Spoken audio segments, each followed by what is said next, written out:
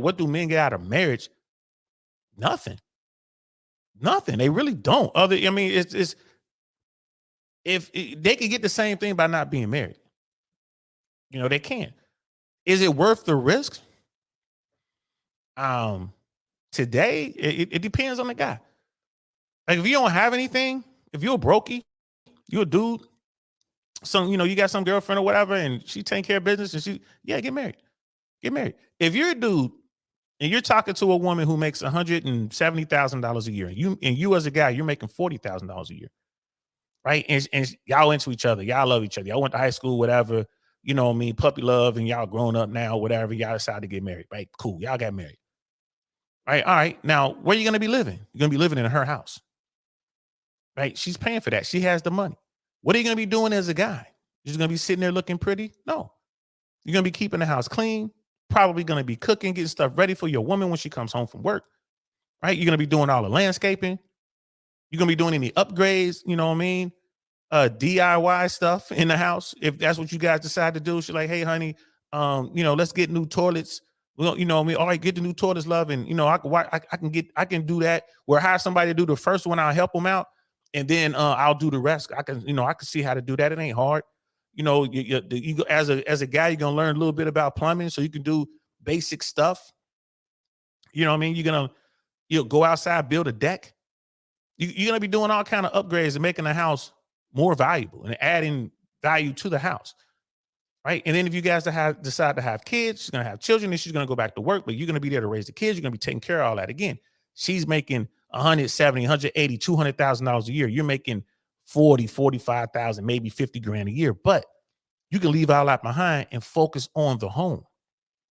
Right. And let's say 7 years into it, she gets tired of you and she's like, all right, I want to get divorced. And she files paperwork for divorce.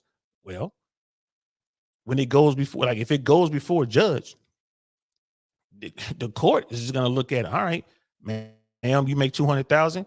He was making 40,000, but he gave his jobs up so he could take care of the home. They're going to look at all the upgrades. Okay, he painted the whole house inside and out. He maintained the yard. He fixed all of the sprinklers and everything else. He made the upgrades to the home. He built the deck in the back. He upgraded all of the fixtures in the house, in the kitchen, in the bathrooms, and all that. New toilet, new sinks, and all that. He's got before and after pictures because y'all been bragging to y'all friends and everything, right? He could prove all that. He was taking care of the home. When the baby got there, he was taking care of the baby. There was no need for a nanny. There was no need for daycare. Dad was doing all that. Well, guess what? Guess what, Mom? He getting the house. He's getting the child because they're going to say it was best for the child to stay there, right? And he's getting half. He's getting half of your 401k with between 7 to 10 years, depending on what state you in. He's getting half of your retirement unless you buy him out. He's getting half. Now, when that starts happening in bigger numbers, yeah, women gonna be singing the same sad song that men are singing. Because again, when it comes to child support, it's based on how much time you spend with the child. Dad's gonna have the child the majority of the time. Mama's gonna be getting, every other weekend. You know what I mean? Stuff like that or whatever, and alternating Tuesdays or whatever.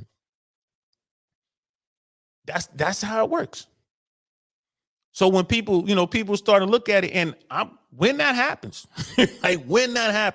I'm gonna be hollering at women like I want to hear that same energy y'all had when dudes were complaining about this. Shouldn't it be 50-50? Why are we paying child support? He's able to go out and work. They say the same thing. She's able to go out and work. Shouldn't it be 50-50? Why does she get to have the house? Why does she get to stay in the house?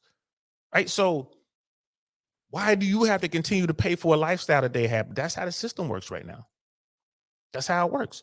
So if you're a brokey, you're a dude, you have nothing. Yeah, man, going out there and get married. Now, if you have something, ladies and gentlemen, if you have something, you won't think about it. That's when people talk about prenuptials and stuff like that. So you want to sign a prenup. Well, if I'm signing a prenup, that means I'm betting that this thing ain't gonna work. It's like insurance. I get that. You get insurance just not because you want your house to burn down or your car to crash. You get it in case it happens. I get that. But why would I want to deal with someone? Yeah, I need her to sign a prenup. I'm gonna deal with somebody when she wants me to sign a prenup, and we can decide up front what I'm gonna get if this doesn't work, which makes more sense than me. Why? Because 70 to 90% of the time, women file for divorce, not men. So if you have something to protect, you want to take steps to protect it. So then it's like, well, why even do it? Why even do it? How about we just remove the government? We remove that element from marriage. And okay, you guys, you go into a marriage with whatever you have, you come out of that marriage with whatever you have. And if there's a child involved, it's 50-50 split. Y'all both take care of your half. Yeah, I know it's never going to be that easy. I understand that.